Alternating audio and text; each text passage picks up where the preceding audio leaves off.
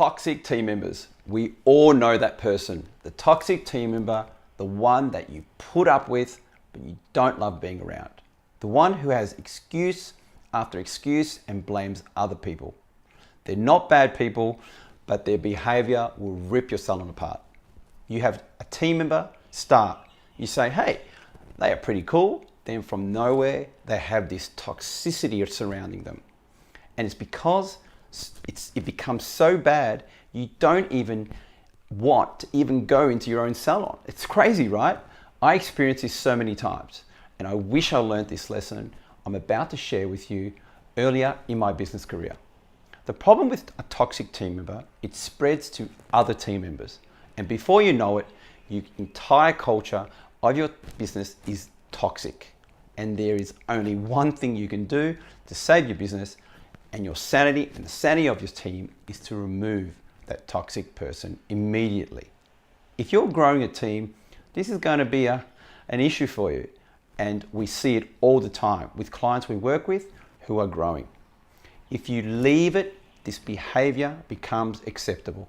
Behavior and a them versus you mentality culture is created in your business.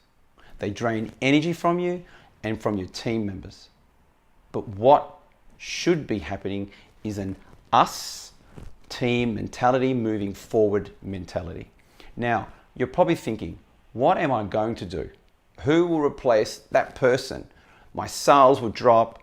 I get it, I've been there. And then you have the fear of confronting that team member, right? I ask you this, do you really want to put up with this? It's painful. And yes, we can put up with toxic people, but how would life and your business be without these toxic people? So what do you do to reduce and identify toxic team members? We measure the following 3 points. Number 1, put your team members first. Is my team happy? And if not, I need to address this ASAP. 2, is this toxic person affecting our clients? Because this will impact our vision.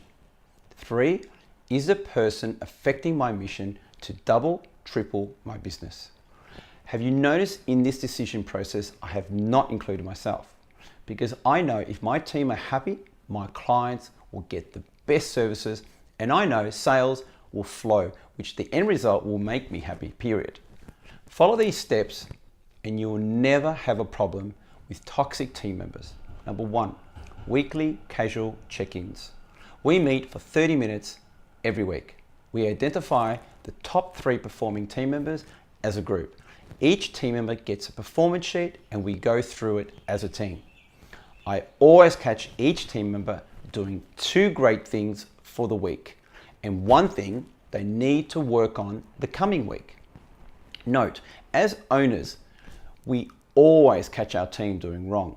We need to shift that to catching our team doing great also. How many times have you done that? i.e. great haircut, how they helped a client, etc. And I promote that behavior in my business even if they don't hit budgets yet. You are leading and creating a positive culture. That's your job. Now, with the 1 thing they need to work on, this helps you avoid the confrontation because it's done weekly. Your team member will expect it. No surprises. You don't need to sit the team member down and have an uncomfortable meeting. It's all black and white on the performance sheet.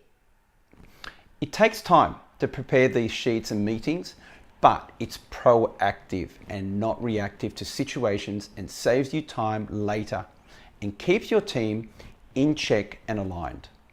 Then we measure weekly energy. Are team members bringing in energy or are they draining energy? Follow up. How many times do we need to follow up on a team member? If we constantly need to, that's draining energy from us. Are they playing the victor, owning the situations, or are they playing victim? Complaining all the time. When you get this, you create a culture that does not tolerate that toxic behavior and it's authentic and real and creates a behavioral trait that is open. Then when you do need to sit down with a team member, we do it every 3 months. It's all about Are we aligned? Are we on the same track? So see if you're not aligned, you can use the communication like, hey, I'm concerned we're heading different paths. Do you feel that? It opens up that conversation and creates a listening to actually make changes. I hope this helped and you got some value from it.